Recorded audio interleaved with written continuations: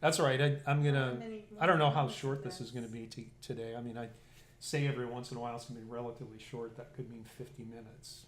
Yeah. So today we began our chapter on Taurus, right? And that's the Mazzaroth sign that is represented by a bull. This is what the morning sky looked like looking east from Jerusalem just a few days ago. I think it was on the 15th was when the sun first rose in the constellation of Taurus. The sunrise has passed through Pisces. You can see the tail of Pisces right here. We just finished with Aries, and now the sun has moved into the kind of the hind end of Taurus. And it's going to continue to rise in that constellation for about the next 6 weeks, which is really, it's telling the story of the Apostolic Mission, right? That's what we're going to be doing. And here's where we are just in the big picture in the whole story of God. Remember, I broke it down into different acts, and each act had a different chapter. We just finished with Aries, and now we're going into Taurus. The next conversation will be about Gemini. And the Taurus chapter in the story of God opens around the time of Pentecost. And we're going to cover all of this stuff as we progress from week to week. But before we get into that part of the story of God, last week we finished off our discussion on Aries, where we were looking at the life of Christ through that geopolitical lens, right? To understand what was going on in the larger world picture, and asking a question like, what was the world like when Jesus was born into it? And what I want to do is paint a very big picture first, before we get into a lot of the details. Looking at the time frame of the Apostolic Mission, I just want to do a very big picture time frame overview of that period of time. And basically the whole time frame really started the year that Jesus died, and ended the year that John died. And in reality, we could back up just a little bit further, the Apostolic Mission really began with the training of the disciples by Christ during his life, right? The disciples who would eventually become the apostles. And that period of training was during his earthly ministry, right? AD 28 to AD 30.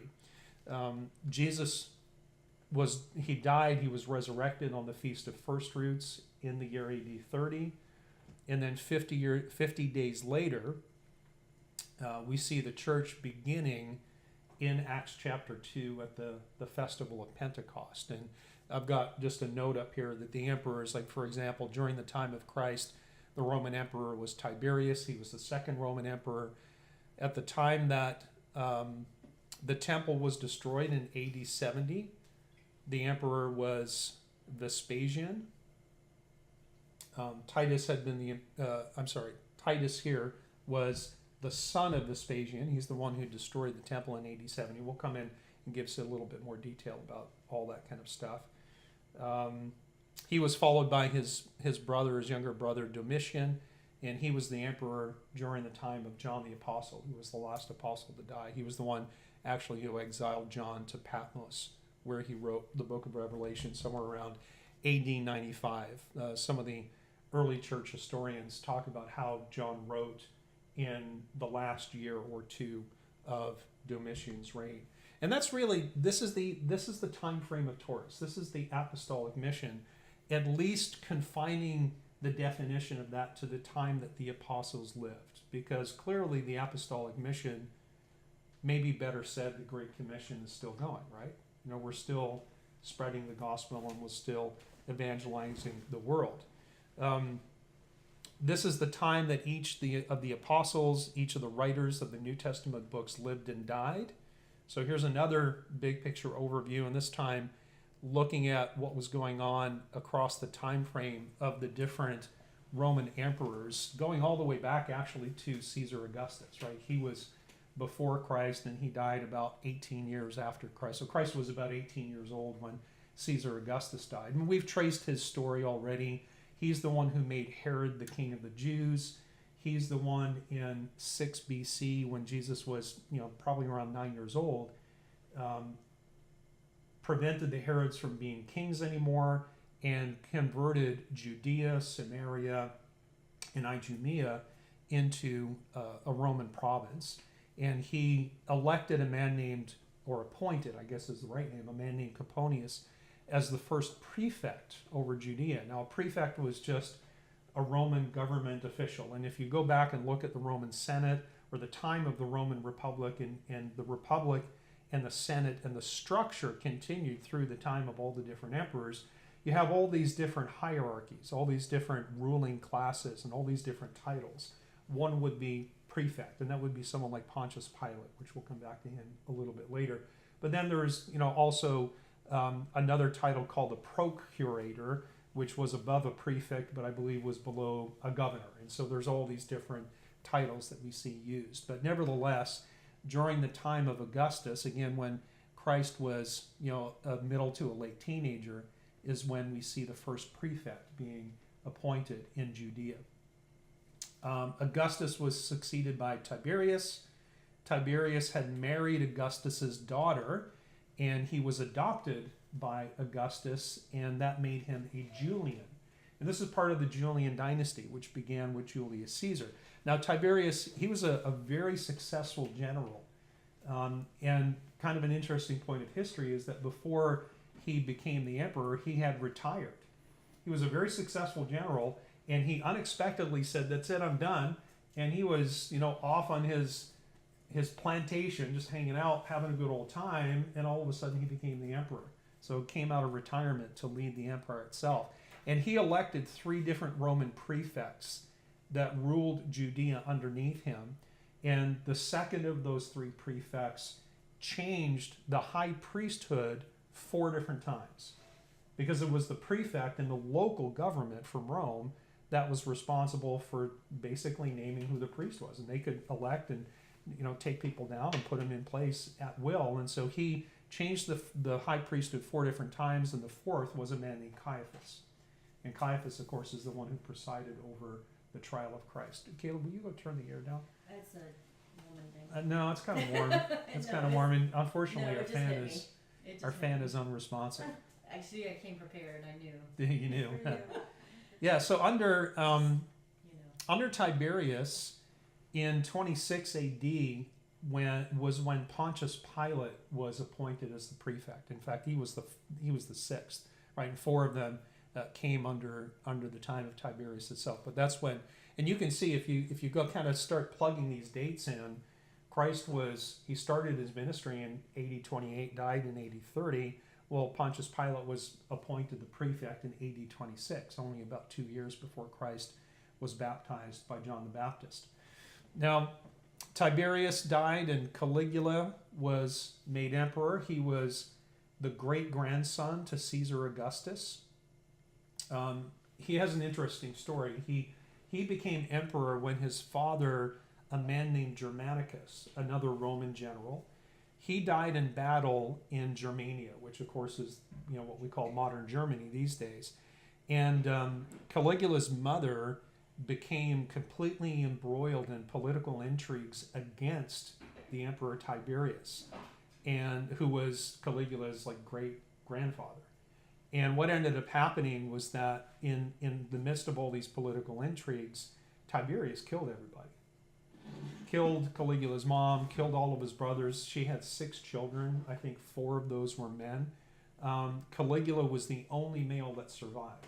And he was relatively young. And Tiberius, I guess, was fond of him because he called him and said, hey, live with me.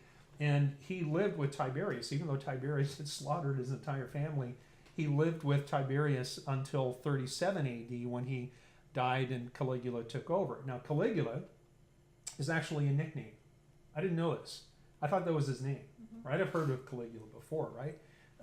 The name means little soldier's boot. It's a derivative of what's called, it's a derivative of what's called a caliga. And a caliga was, if you've ever seen historical movies, like the Roman soldiers, how they wore these heavy leather soled sandals that were only partially enclosed and kind of strapped up 3 or 4 inches above your ankle. That was called a caliga.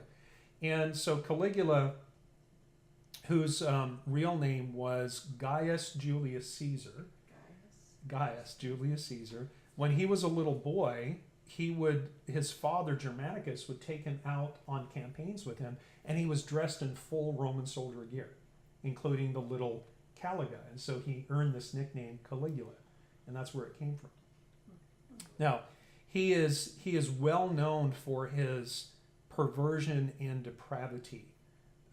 Some early historians basically say he was a madman, but he tried to consolidate the unquestionable power of the emperor over the Roman Senate, because especially during the earlier reigns of the different empires, the early ones, the Senate was still quite powerful, and a lot of times what you'll see as you go through the history is that a lot of times the Senate didn't like what the emperor was doing, and they would collude to assassinate him, kind of exactly what we saw with Julius Caesar. Well, that happened a couple of different times, but nevertheless, Caligula did everything that he could to de-emphasize the power and the authority of the Senate and to centralize that with whoever the emperor was. Now, he did several good things. He started the Roman aqueduct system. He also annexed basically northwest Africa from Algeria to all the way over to Morocco. It used to be a Roman client state, and he completely annexed it and made it a Roman province, which means it would be under direct Roman rule rather than having some kind of a representative of Rome, but having a local leader that had most of the authority. And when he did that, he basically became the emperor over the local indigenous people who were the forerunners of what we call the Moors, right? And this was part of the Roman Empire back then as well. Now, in Jerusalem, Caligula had tried to turn the temple into an imperial shrine, because what happened with the Roman emperors, some embraced this more than others, but there was this ancient Roman concept that the emperor was, if not divinity, they were divine. And so some of the emperors actually claimed to be divine while they were living. Others, like Augustus, for example, refused to be called a god, although after his death he was deified. And a lot of times what would happen in regions both in Rome, in Italy, and outside throughout the empire is that when a Roman emperor died, they would construct temples that was dedicated to the cultic worship of the dead emperor. And so these imperial families, whether it was the Julian family or later the Flavian families that came after Claudius and Nero, they were basically deified, at least posthumously, at least after they were dead. So Caligula, while he was living, tried to turn the temple into an imperial shrine and wanted to put a statue of himself in there. And Caiaphas the high priest, intervened. He had a very good working relationship with Rome, and he intervened and prevented that from happening, which of course prevented the temple from being defiled, which gained him a lot of popularity among the general population. However, Caligula, after a few years, he only reigned for like 4 or 5 years, he was assassinated by his own Praetorian Guard. The Praetorians were basically the imperial bodyguard, and they were quite powerful. In fact, they became so powerful that they had more power than the Senate did, and they became known as the emperor makers, because at least on at least one occasion, they're the ones who chose who the emperor was. So he was assassinated by his own guard, and then the Praetorian Guard put this man named Claudius in charge, and Claudius was Caligula's uncle, who was the brother of Tiberius. And so you can see this is all still in the same family. And part of the reason why the ancient Romans deified their emperors was to create this mystique that the imperial family was connected to the Roman gods. And in fact, there was all these things. Alexander did this as well. Alexander, in the Greek Empire, his mother told him that he was descended from one of the, I think it was from Ares, from one of the Greek gods, right? So he was kind of like a mythologically half man, half god, or at least had some god blood circulating through his veins. But nevertheless, Claudius himself had survived the destruction of all the male contestants for the throne under Tiberius, and most historians say it was because he had some kind of a childhood illness where he was left with a limp, he was left with partial deafness. There were some historical accounts that he would, drool when he got excited. And so he just wasn't an imposing figure. But nevertheless, when the Praetorian Guard killed killed Caligula, they told Claudius that he was now the emperor. So while he was the first emperor, he was the first emperor installed by the Praetorian Guard. Because of his apparent infirmity, he had to constantly battle against opponents that didn't really see him as a threat and someone who could be easily overthrown. And so he ended up killing a whole bunch of Roman senators, and anybody who started to oppose him, he took him out. So he ended up being actually one of the strongest emperors and had the second longest reign of all the emperors. I believe the only one who had a longer reign, I'm going to say Vespasian, but I might be wrong on that. Anyways, he died. Guess how he died? Someone killed him. Yeah, his wife. His wife poisoned him. He had many wives. The one who killed him, her name was Agrippina. And Agrippina, before she married Claudius, had a son by another man, and her son's name was Lucius. And he was adopted by Claudius and renamed Nero. Oh. Yeah, Nero. So after Claudius, we see Nero becoming the emperor, and this is the years 54 to 68 AD. Now, he was the last of the Julian dynasty. After Nero died, we see Vespasian and his two sons, which begins what's called the Flavian dynasty. And, Nero killed his own mother, Agrippina, because she kept trying to control him to control the empire, right? So he had his own mother killed. And Nero, of course, is quite famous for several different things. In AD 64, what's called the Great Fire of Rome destroyed a very large portion of the city, like completely destroyed three out of 9 districts and severely damaged 7. And some historians suggest that Nero lit the fire on purpose, that was a result of arson, very simply to clear a space to rebuild. Historical accounts say that many mansions and the homes of the aristocrats were completely destroyed, but he wanted to build his own palace, and estimates of the palace and the size anywhere from 100 to 300 acres. That was the palace that he wanted to build for himself. But what ended up happening is he got into a lot of trouble, and so who do you think Nero blamed for the fire? The Christians. That's exactly right. So he blamed them. He arrested a lot of them. He burned some of them alive. And this began the Roman persecution of Christianity. And that would continue in many different forms and degrees up until the time of Constantine in 324, somewhere around 360 years later or so, where Christianity became legalized in the Roman Empire because, Constantine converted to becoming a Christian. Nevertheless, toward the end of Nero's reign, a very significant event happened, and it was the first of 3 different Jewish-Roman wars that occurred at different times. And the very first one started around 66 AD, and it began with anti-taxation protests and increased tension over the presence of Roman soldiers and Roman citizens in the city of Jerusalem. What ended up happening was the Jews began attacking Roman citizens, and so the Roman procurator, who's above the prefect, came in with the army, plundered the temple, took the temple treasury, and gave that to Nero because that was part of the rebuilding. He had to raise a lot of money to rebuild the city and as well to build his palace. And the attack on the temple and the plundering of the temple prompted the Jewish rebels to completely overwhelm and overrun the Roman garrison.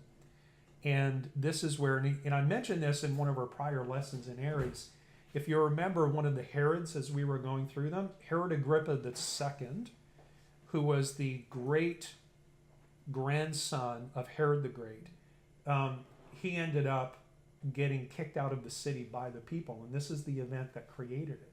It was this first Jewish-Roman war where the people got so upset that they overran the Roman garrison and they kicked not just the Romans out and all the Roman citizens, they kicked out Herod, who was, technically the king of the Jews, even though he wasn't really allowed to use the name, or if he did, it was, really more symbolic than anything else.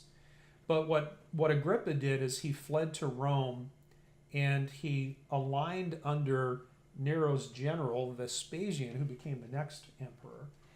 And Herod lent his Herodian, Idumean military might, if you will, to Vespasian to go back to fight against the Jews. And Herod, in that whole process of being kicked out, he became the last of the Herodians to rule in Jerusalem.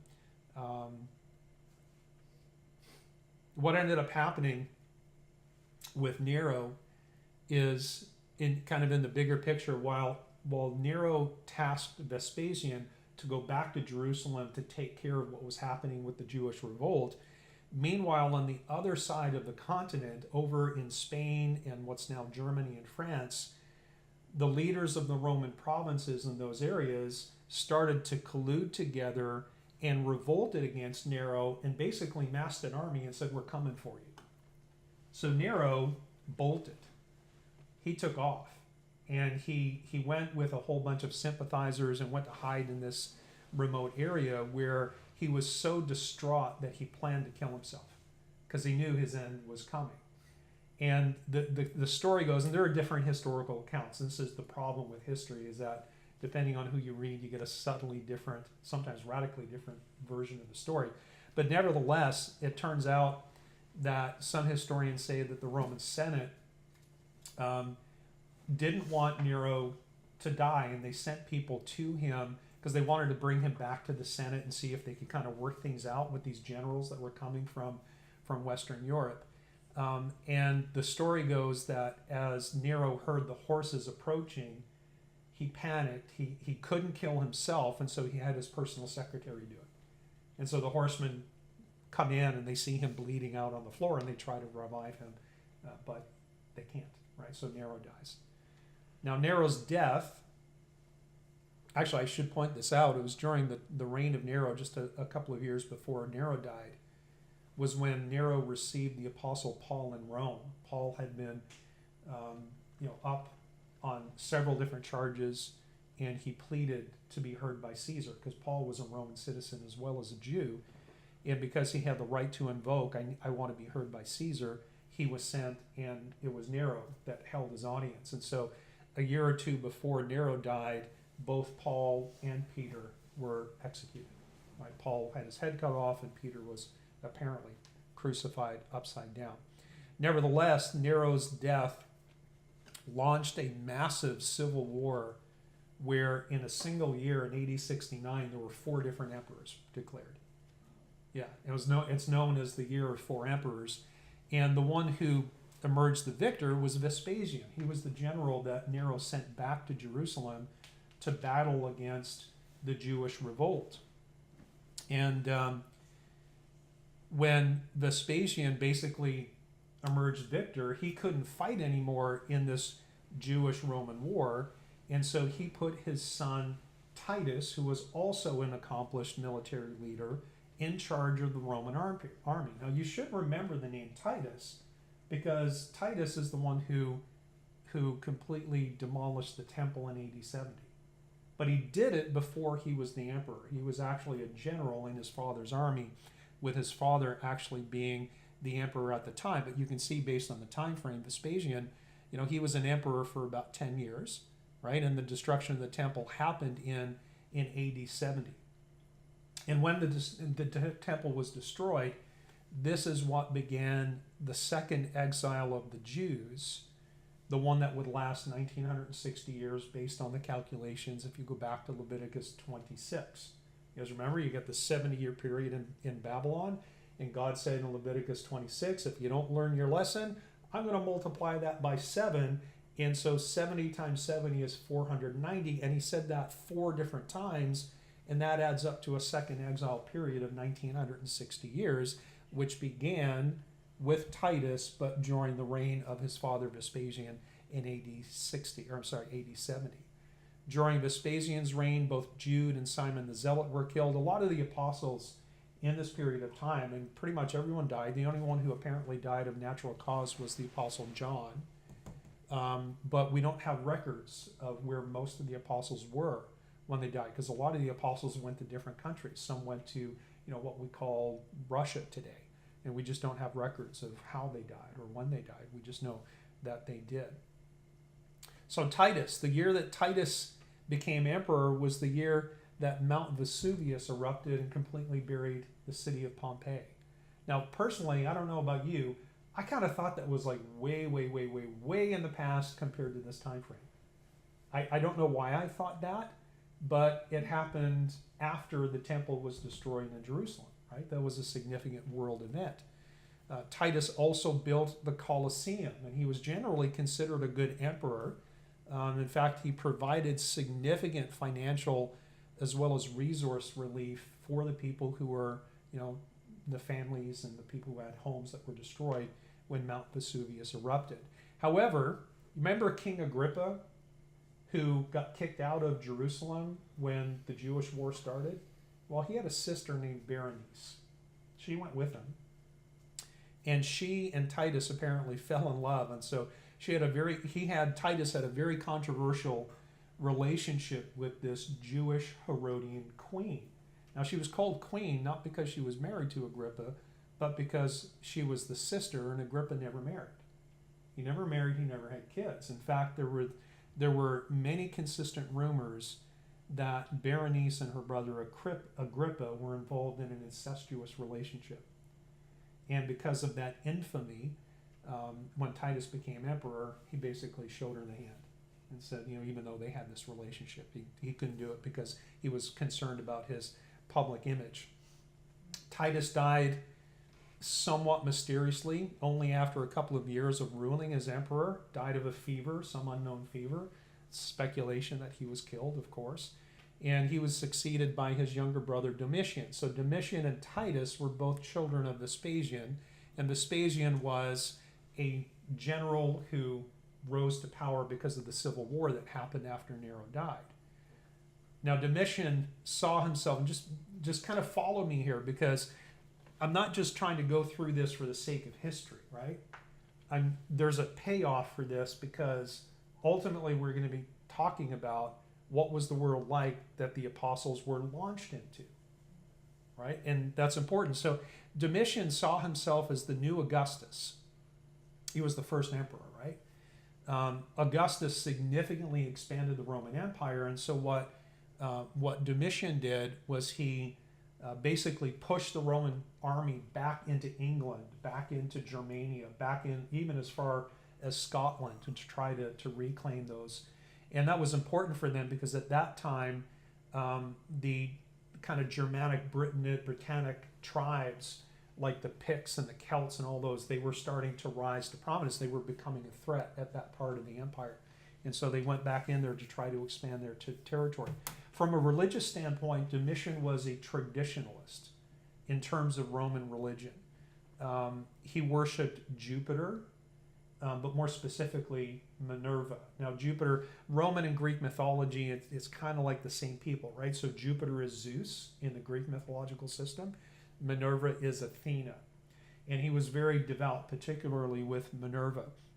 However, historical accounts report that Domitian in the Roman Empire was pretty tolerant of other religions as long as they didn't interfere with the Roman religion, and particularly tolerant if they could be absorbed into the Roman pantheon.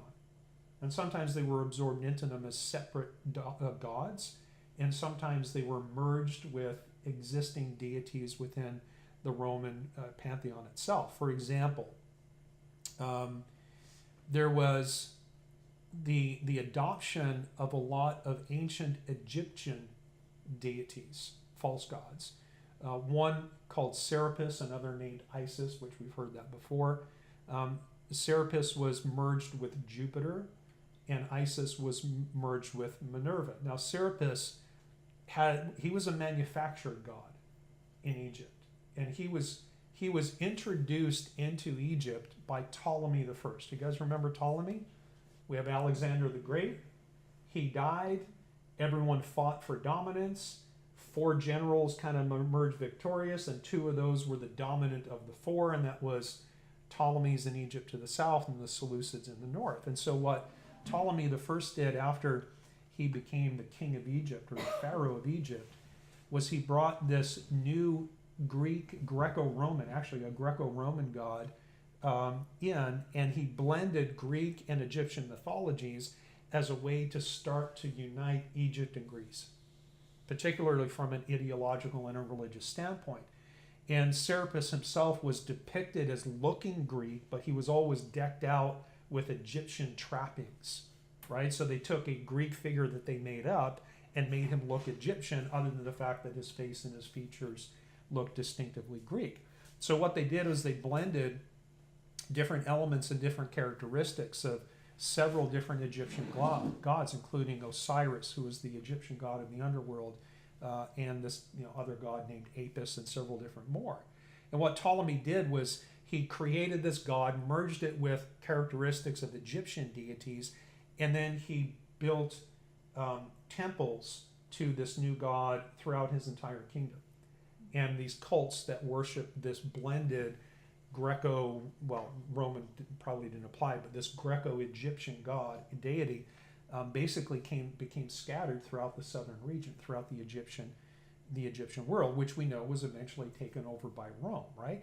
Now, the timeline for Ptolemy was about 300 BC. So the introduction and the blending of the Greek and the Egyptian deities and religion happened, we're talking about, 330 years or so before Christ, 350 years before the destruction of the temple, somewhere around there, 370 years. And what that means is that by the time we get to the end of the apostolic era, where the last apostle John died, Greco-Roman Egyptian hybrid religion had been nationalized, or imperialized would be a better word, right? Does that make sense to you? Yes? Gnostic. Yeah, this is where you start to get syncretism and Gnosticism. And this was the religious background that the apostles lived in. This is the religious background that, certainly it would have started before the time of Christ, but from the reign of Domitian on. In fact, Domitian and I think another Roman emperor, which came hundreds of years later, I believe his name was Commodus. He was another Roman empire that was very well known for taking Roman gods and blending them with others. Now, think about what we know about the history of the Roman Catholic Church, right? What did the Roman Catholic Church do when they started to use the Roman Empire and the force of the Roman military to bring Christianity throughout the Roman Empire? They basically said, conversion at any cost, even if it means that we adopt pagan history, pagan deities, pagan rituals, and blend them with Christianity.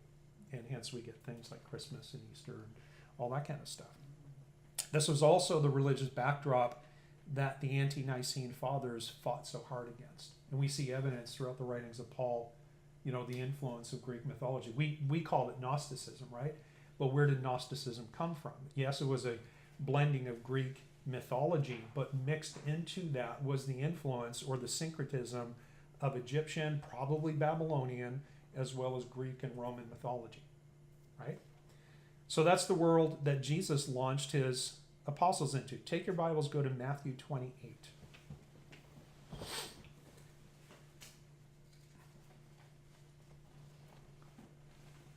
Matthew 28.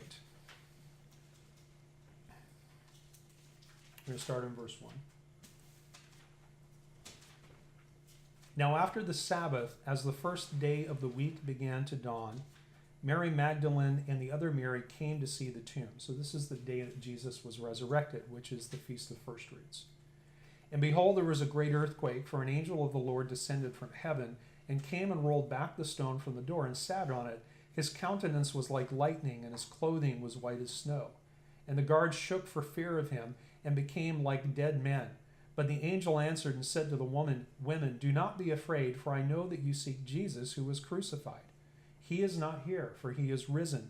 Come, see the place where the Lord lay, and go quickly and tell his disciples that he is risen from the dead, and indeed he is going before you into Galilee. There you will see him. Behold, I have told you. So they went quickly from the tomb with fear and great joy and ran to bring his disciples word. And as they went to tell his disciples, behold, Jesus met them, saying, Rejoice! So they came and held him by the feet and worshipped him. Then Jesus said, Do not be afraid. Go and tell my brethren to go to Galilee, and there they will see me. So there's a couple of things I want to point out here before we go on to the next verses. Back in verse 1, I want you to make a note, and we've talked about this before over the last couple of years. You know, see where it says, as the first day of the week began to dawn?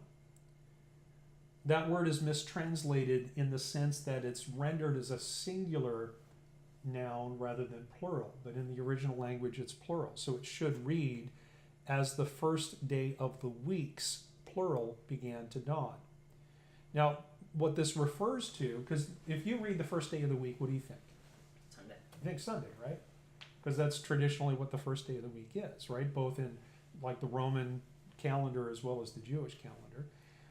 But really what this refers to is the beginning of the countdown from first fruits to Pentecost. And that's of interest to us because the story of Taurus, the apostolic era, begins in earnest with Pentecost, right? So here's just kind of a simple graphic of the feast days. If you want to go for a second, go back to Leviticus 23, but keep your finger in Matthew because we'll come back here. Leviticus 23 is where we get all of our basic instructions about the feast days, right? In this particular verse we're looking at, we're going to start reading in verse 15. It's talking about the Feast of First Fruits being the day after the Sabbath that happens during the week of unleavened bread. So when we look at the spring feasts, where we have Passover, for example, the word Passover can refer to a single day when you're supposed to take a goat and kill it, or a lamb and kill it, and then prepare your Seder meal. Or the word Passover sometimes refers to the entire spring festival as a whole. And that would include the Feast of Unleavened Bread. That's a week long. And within that week period, there's a single Sabbath. And that Sabbath is the Feast of First Fruits, right? So Jesus rose on the first fruits. Again, we talked about this just a couple of weeks ago. So when we look at this time gap between first fruits, there is a consistent time gap, would probably be a better way to say it, a consistent time gap between the day of first fruits and the day of Pentecost. And that time gap is exactly 50 days long every single year, has always been in the past, will always be in the future. So in verse 15, this is now counting from the Feast of First Fruits. It says, And you shall count for yourselves from the day after the Sabbath, and that's the Feast of First Fruits, from the day that you brought the sheaf of wave offering, 7 Sabbaths shall be completed. Now, a Sabbath is a Saturday, right? Friday sundown to Saturday sundown. And so 7 Sabbaths includes 7 weeks. 7 Sabbaths is 7 weeks, and that is how many days? Well, 7 times 7. 49 days, right?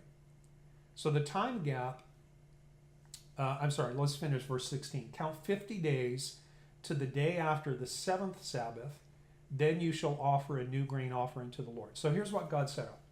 He said, let's start doing this festival calendar thing. We're going to start it on Nisan 14. That's what we're going to call Passover.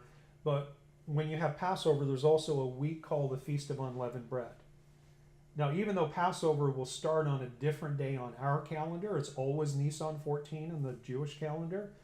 But because the Feast of First Fruits is tied to a specific day of the week, meaning Sunday, the first day after the Sabbath within the Feast of First Fruits is always a Sunday. And exactly 7 Sabbaths later plus 1 day is another Sunday, and that's when Pentecost is. So Passover is on different days of the week, but the Feast of First Fruits and Pentecost are always on Sunday, and they're always exactly 50 days apart. That's how God set it up. All right, you guys follow that? Yes. Thank you, Caleb. And back in Matthew 28, this is what Matthew is writing about. Go back there. Because the Feast of Pentecost is also known as the Feast of Weeks. Why is it called the Feast of Weeks? Because there are 7 weeks between first fruits and Pentecost. There are 7 weeks, they're technically 50 days, but there are 7 weeks between when Jesus rose from the dead and when we see the event of Pentecost in Acts chapter 2, where the holy breath of God came down upon the apostles and the disciples in the upper room, and they started speaking in tongues. And we'll get to that story. I'm just kind of painting the bigger picture now. So let me read it again. Now after the Sabbath, as the first day of the weeks began to dawn, Mary Magdalene and the other Mary came to see the tomb. And so Jesus was killed on Passover. He rose from the dead a day and a half later after he was buried on the Feast of First Fruits. And that day started a countdown of 7 weeks to the day of Pentecost. So Mary Magdalene and the others got up on the day of the first fruits, and they went to the tomb, and they found that the tomb was empty. And Matthew is pointing out here, when he says, as the first day of the weeks began to dawn, he's giving us a clue that the next major event in the story of God has something to do with the day of Pentecost. Right? That's what he's pointing us to. In fact, the two are inextricably linked, right? Because the resurrected Christ would continue to train his apostles before he launched them into the world, and he would do that with the event of Pentecost. Now, here's a suggestion. In Matthew 28, verse 1, change week to weeks, circle it, and make a note. This is the countdown to Pentecost, the Feast of Weeks. And then do the same thing in Mark 16:9, because the same gospel account written by Mark has the same terminology. And that means the next time you go back and read those verses, you'll have that note there and go, okay, this is not just any given Sunday. This is a very special Sunday. This is the Sunday that began the countdown that brings us from the Feast of First Fruits to the Feast of Pentecost. All right, you guys, you're back in Matthew 28? Okay, so verse 11. Now while they were going, behold, some of the guard came into the city and reported to the chief priest that all the things that had happened. He's talking about the fact that the tomb was empty and the angel showed up.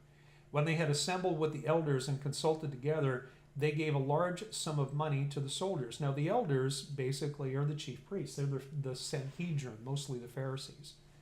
And so the Pharisees bribed the soldiers and said, tell them his disciples came at night and stole him away while he slept. And notice this, and if this comes to the governor's ears, we will appease him and make you secure.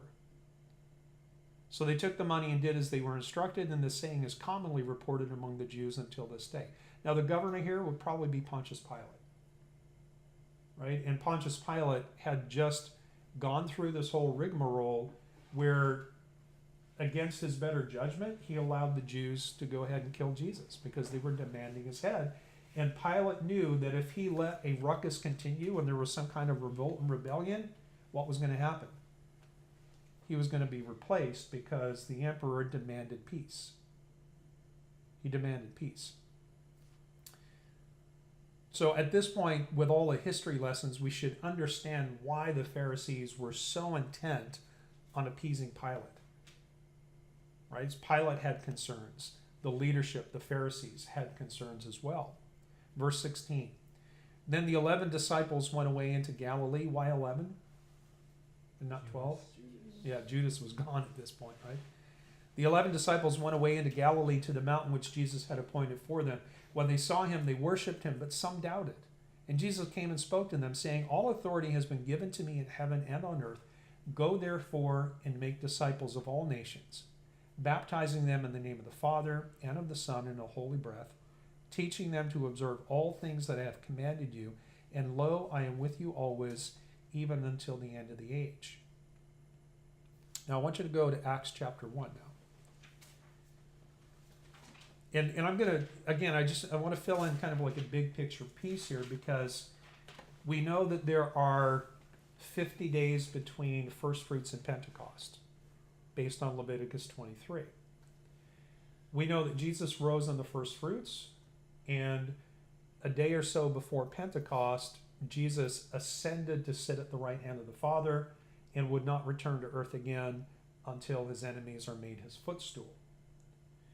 But during that period of time, during the Feast of Weeks, during that gap between the Feast of First Fruits and when he ascended right before Pentecost, there was a period of about 40 days, specifically 40 days, that he met with and continued to instruct his apostles. So in Acts chapter 1, it says this, "The former account I made, O Theophilus, of all that Jesus began both to do and teach." And Jeannie, for your sake, Acts was written by Luke, Okay. right? And Luke was not an apostle. He was a Greek companion of Paul. Okay? So the former account I made, O Theophilus, of all that Jesus began both to do and teach, until the day in which he was taken up, after he, through the Holy Breath, had given commandments to the apostles whom he had chosen, to whom he also presented himself alive after his suffering by many infallible proofs, being seen by them during 40 days, and speaking of the things pertaining to the kingdom of God. So what does that 40-day period refer to? It's the larger portion of the 50 days between first fruits and Pentecost. It is the Feast of Weeks. So during that period of time, Christ continued to meet with the apostles after he was resurrected, and he was preparing them for the fact that he was going to be ascending to the Father, and he was going to empower them and send them out into this world that was nothing but a Roman-governed, religiously syncretic, blended version of Babylonian, Egyptian, Roman, and Greek mythology. That's the world that he was sending them out into. So notice this. Verse 4, "And being assembled together with them, he commanded them not to depart from Jerusalem, but to wait for the promise of the Father, which he said, you have heard from me. For John truly baptized with water, but you shall be baptized with the Holy Breath not many days from now." So the end of the 40-day period probably ended just a few days before Pentecost actually happened. So if we look at our 50-day gap in between first fruits and Pentecost, there were a couple of days, maybe a week, where Jesus was doing what he needed to do in terms of presenting himself to the Father in the temple with his blood to atone for our sacrifices before, and then when he came back down and began to meet on a routine basis with his apostles and his disciples, to a few days before Pentecost, right? That's where that 40-day window happened, a few days after his resurrection, and then a few days before the Feast of Pentecost. So verse 6, "Therefore, when they had come together, they asked him, saying, Lord, will you at this time restore the kingdom to Israel? And he said to them, It is not for you to know times or seasons which the Father has put in his own authority." And this is the key verse, "But you shall receive power when the Holy Spirit is come upon you, and you shall be witnesses to me in Jerusalem and in Judea and Samaria and to the end of the earth." He's basically giving them their corporate mission, right? And he's telling them how to roll it out. And if you see up here on the slide, it says to the Jew first, and then to the Samaritan, and then to the Gentiles. But here's a question. Why did Jesus promise the Holy Breath?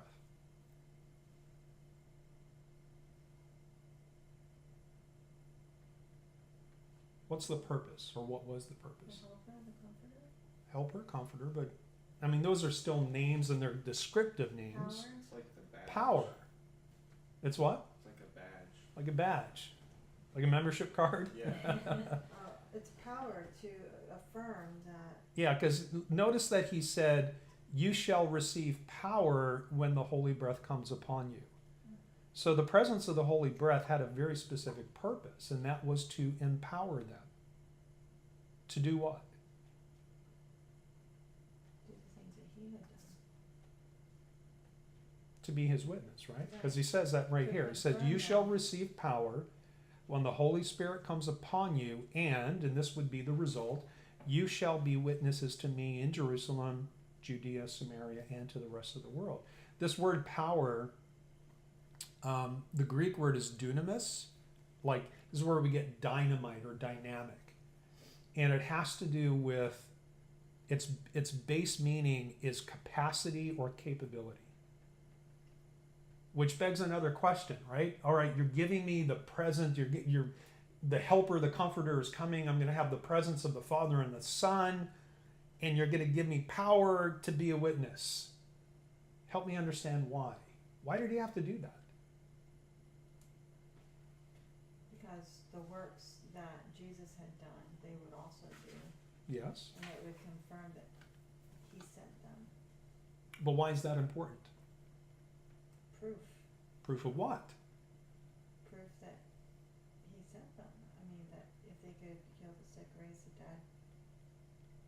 And, Listen, in the world that the apostles went out into, the world that they lived in, what's one God among all the others? Remember that they were dominated even in and around Judea and Jerusalem, Samaria. They were dominated by this Greco-Roman, Egyptian, Babylonian blend. Their gods were a dime a dozen. In fact, we saw this in, if you read back through Exodus and the story of Moses, where they come out of Egypt and they meet his father-in-law, Jethro. Jethro was a priest of Midian, and he readily worshipped Jehovah. It doesn't mean that he became a Jew. He didn't convert to Judaism. He was already a pantheistic priest. So why not just add one more? Like, Moses came out of Egypt. Your God must be pretty strong. I think I'll worship him too. And so the reason why they needed power was to distinguish themselves among all those others that were claiming to be gods. Or not themselves, not that they were claiming to be gods. You know, the apostles had to distinguish themselves with something other than rhetoric and a feel-good message. Because otherwise, this Jesus guy is just another god among everybody else. What's so special about you guys? And we'll talk about this in a little bit more detail later. I know some of you guys know this already, that the gifts that Jesus gave, the power gifts, let's call them that Jesus gave to the apostles, there was one ability, one capacity, one capability that they had that nobody else did. And that was the ability to lay hands on somebody and confer the gifts of the Spirit, whether that was speaking in tongues or something else. That was the mark of the apostle. And we'll look at some examples in a different lesson. You know, there's a lot to this Taurus chapter that we're going to cover over the next 5 to 6 weeks. But here's a related question. I got a couple of more things before we finish here. What was the job? What was the Great Commission? Give me a single word that sums up, go therefore into the whole world and be my witnesses. Evangelism. Yeah, it's called evangelism, right? So here's the question. Did evangelism begin in Acts chapter 2 when the apostles were empowered by the promise from the Father? Is that when evangelism began? Or to say it another way, is there any evidence of evangelism in the post-flood Old Testament? What do you think? Yeah. So here's some examples. When the Jews came out of Egypt in the chapter on Libra, like the Mosaic Law, Exodus says that they were a mixed multitude. It wasn't just the Jews that left Egypt. A lot of Egyptians, and Egypt and that area was kind of like an international area. So they had non-Jews coming out of Egypt with them because they had seen what Jehovah had done with the plagues that he brought upon Pharaoh. So it wasn't just Jews that came out of the Exodus, right? The Bible doesn't state this, but I think it might be reasonable to assume that some of the non-Jews became Jews. Right? How convinced would you be after you saw the 10 plagues and you saw Pharaoh and his army swallowed by the Red Sea, the one that you just crossed on the dry riverbed? And you get on the other side and you witness God closing the water in and devastating Pharaoh and his army. How likely are you to hit your knees at that point and say, whatever I need to do? Like, yeah, I mean, I'm a guy. You want me to circumcise myself? Okay, give me a knife. I'm ready. Some of those non-Jews probably became Jews. Some people came out of the Exodus. Maybe they didn't stay. Maybe they went off to different cities, different nations, and brought the stories of the God of Abraham, Isaac, and Jacob with them. Evangelism began with the Exodus. Go to Joshua chapter 2. This is back in the Sagittarius chapter. If you remember, Joshua conquered the majority of the promised land before he let the tribes inherit their respective portions. The first stop when they crossed the Jordan was Jericho, right? And remember the whole story of Rahab the prostitute? She said that the whole city melted with fear because they had heard the Jews were on their way. So here's Joshua 2, verse 8. Now before they lay down, this is the two spies that Joshua sent into Jericho to check it out. She, being Rahab, came up to them on the roof and said to the men, I know that the Lord has given you the land, that the terror of you has fallen on us, and that all the inhabitants of the land are faint-hearted because of you, for we have heard how the Lord dried up the water of the Red Sea for you when you came out of Egypt. That was a long time ago. That was decades. Decades. Moses was dead. Joshua was now in charge. They wandered for 40 years. We have heard how the Lord dried up the water of the Red Sea for you when you came out of Egypt, and what you did to the two kings of the Amorites who were on the other side of the Jordan, Sihon and Og, whom you utterly destroyed. Remember when we talked about how the Jews came out of Egypt? They weren't trained warriors. God gave them the victory, miraculously, supernaturally. And as soon as we heard these things, our hearts melted.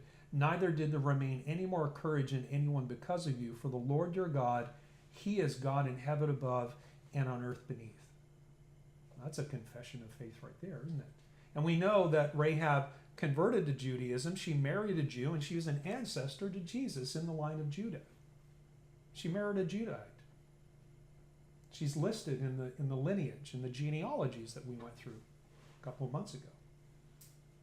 Furthermore, with Joshua, sometimes God told the Jews to slaughter everybody. Kill man, woman, child, kill the animals. Like with the Amorites. The wicked, wicked, wicked, wicked Amorites.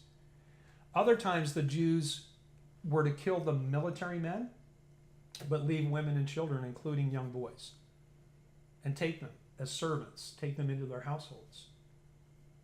The implication is that those who were completely decimated were so evil that they had to be wiped out like cancer.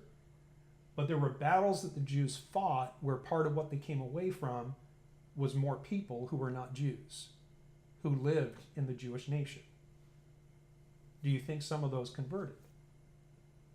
Well, we know they did. Because we have in the law that if you have a servant who chooses to stay with you, you shave their head, you purify them, you pierce their ear with an awl. They become a lifelong servant, but they had to be Jews. They had to be. Go to 2 Kings chapter 5. This is the story of Naaman the leper. Naaman was a Syrian general.